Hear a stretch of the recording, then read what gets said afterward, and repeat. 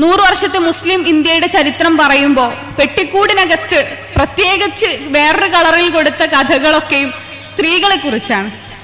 അന്ന് ഇന്ത്യയിൽ ലീഗിനെ നയിച്ചിരുന്ന സ്ത്രീകളെ കുറിച്ച്, ബീഗം ഷൈസ്ത ഇക്രമുള്ളയെ കുറിച്ച്, ബീഗം ജഹനാരയെ കുറിച്ച്, ഇങ്ങനത്തെ കുറെ സ്ത്രീകളെ കുറിച്ചുള്ള കഥകൾ അദ്ദേഹം പ്രത്യേകം നോട്ട് ചെയ്യുന്നുണ്ട്.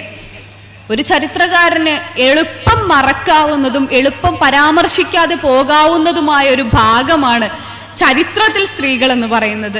അത് മുസ്ലിം ചരിത്രത്തിൽ നിന്നൊന്നുമല്ല, ചരിത്രത്തിൽ ഇന്നേ വരെയുള്ള ലോക ചരിത്രത്തിൽ തന്നെ ഏതൊരു രാഷ്ട്രത്തിന്റെയും ഓർഗനൈസേഷന്റെയും ഇൻസ്റ്റിറ്റ്യൂഷന്റെയും ചരിത്രം എടുത്തു നോക്കുക, സ്ത്രീകളുടെ ചരിത്രം നമുക്ക് അധികം പരതിയാൽ കാണില്ല. പക്ഷേ MC പ്രത്യേക ശ്രദ്ധ കൊടുത്തിട്ടുണ്ട്.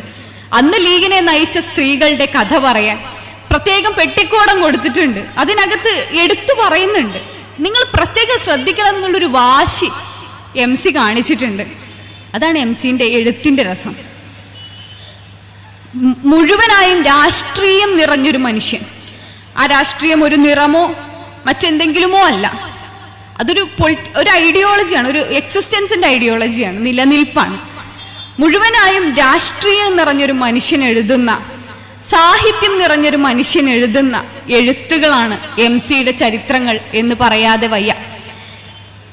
കാരണം എഴുത്ത് ഏതു രൂപത്തിലുമാവാം. പ്രത്യേകിച്ച് ചരിത്രമെഴുത്ത് വിരസമായാലും കുഴപ്പമില്ല, ചരിത്രമായാൽ മതി.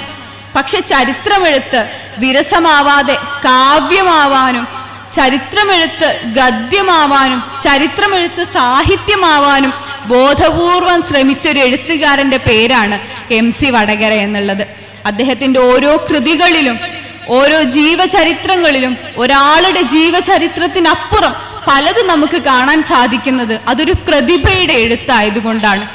അത് പ്രതിഭയുടെ മാത്രമല്ല, ഒരു വിദ്യാർത്ഥിയുടെ കൂടി എഴുത്തായതുകൊണ്ടാണ്. മാത്രവുമല്ല, അത് ദിഷണാശാലിയായ ഒരു മനുഷ്യന്റെ അടുത്ത കാലത്തിനു വേണ്ടിയുള്ള കാത്തിരിപ്പുകൾ, കൂട്ടിവെപ്പുകൾ കൂടിയാവുന്നത് കൊണ്ടാണ്. MCയുടെ രചനാലോകം എന്ന് പറയുന്നത് കേവല രചനകളുടെ ലോകമല്ല.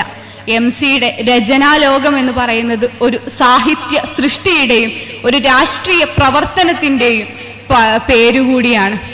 ഓർമ്മകളെ സമരായുധമാക്കേണ്ട കാലത്ത് തിരഞ്ഞു പിടിച്ച് യഥാർത്ഥ ഓർമ്മകളെ രേഖപ്പെടുത്തി വെക്കുന്ന യഥാർത്ഥ ചരിത്രകാരന്റെ ദൗത്യം നിർവഹിക്കുന്ന MCയെ ജീവിച്ചിരിക്കുമ്പോൾ തന്നെ നമുക്ക് ഇനിയും ചൂഷണം ചെയ്യേണ്ടതുണ്ട് എന്ന് എനിക്ക് തോന്നുന്നത്.